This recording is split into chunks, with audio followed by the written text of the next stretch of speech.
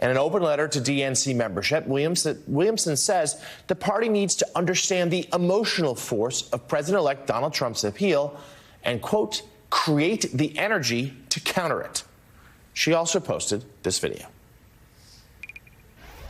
I'm announcing I'm running for DNC chair because I feel that I can bring a level of expertise to the process of lifting up this possibility of victory over the next 2 and 4 years in a way that will not occur if we are only looking traditional means of politicking in order to make that happen.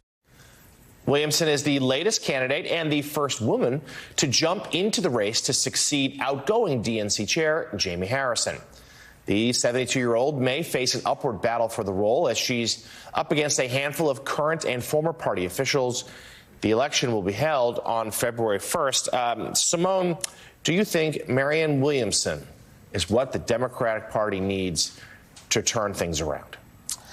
You know, Jonathan, as I was reading this morning, I was just wondering, who keeps telling Marianne Williamson to run for all these different positions? She's ran for president now twice. Now she wants to be DNC chair. Maybe she's going to run for Senate. I don't know, next cycle. It's just very interesting to me. I don't know if Marianne Williamson is what the majority of DNC members will be looking for. I would bet my last dollar. I highly doubt it. However, this is going to, she is a candidate, if she reaches the right number of signatures, to be an actual candidate for DNC chair. While she has announced, the question is, does she have the signatures? She needs at least 40 different signatures from actual DNC members certified in order to be in the race. Now, there are other people that have met that threshold, but everyone that has met the threshold will have to participate in these candidate forums. I think the candidate forums are going to make things a lot clearer when it comes to what these candidates, their vision is for the Democratic National Committee, but also how they're going to raise money. I think there's a common misconception that the chair's job is to go on television and be a good talking head. But the reality is the chair has to be able to raise money and has to have the gravitas to work with the Democratic leaders in the House and the Senate. I don't know if Chuck Schumer is going to be taking his cues from Marianne Williamson over in the Senate. But, stranger things have happened.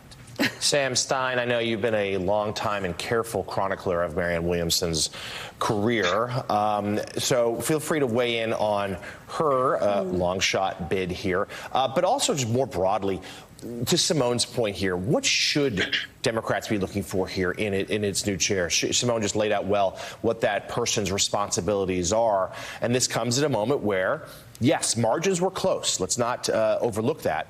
But certainly Democrats took some pretty crushing defeats come November. Thank you for establishing my credentials to talk about this. I don't think she's going to win. Not breaking news here. I will be interested, though, in seeing how fellow Democrats treat her. By that I mean we just left a cycle in which the left wing of the party, by left I'm sort of overstating it, but the people sort of personified by Marianne Williamson, Robert F. Kennedy Jr., felt dismissed by establishment Democrats and felt hurt by the establishment Democrats and felt that the party was pushing them out. And they went to connect the ideological horseshoe with the MAGA movement. And that's why you have RFK Jr. now serving potentially in the Trump cabinet. Marianne Williamson is not necessarily a fellow ideological traveler with RFK Jr., but she's close enough. And I'm wondering if Democrats will take a lesson from 2024 and try to accommodate or at least incorporate or at least treat with more respect, I guess, is a way to put it, her candidacy without being outright dismissive of it. That said, the party is probably almost assuredly not going to go with her because the party needs a few things. One is, as Simone said, a robust fundraiser atop of the party. The second is someone who could build actual party institutions. Look, I did actually chronicle some of Marianne Williamson's candidacies. Her campaigns were disastrous internally. A lot of infighting, very poor money management.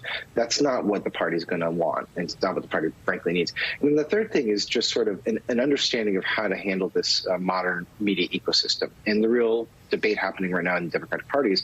Where do you put your message, and who are your messengers? And can you build a media infrastructure on your own, or do you need to push forward with the existing system and try to go on to conservative and alt media and podcasts and things like that? Those are the three big questions that face the next DNC chair.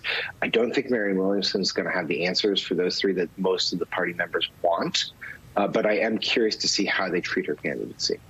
Yeah, when Sam Stein says probably most assuredly not going to go with her, I think that means it's a no. I've interviewed her too. She's pretty thin-skinned, and when you challenge her about some of those management challenges and stories of staff being very unhappy with her leadership, you don't get very far. She's pretty prickly about it. I also don't think that's what the DNC chair needs to be right now. So let's look at another story. This caught my eye over the last couple of days, not full of holiday cheer.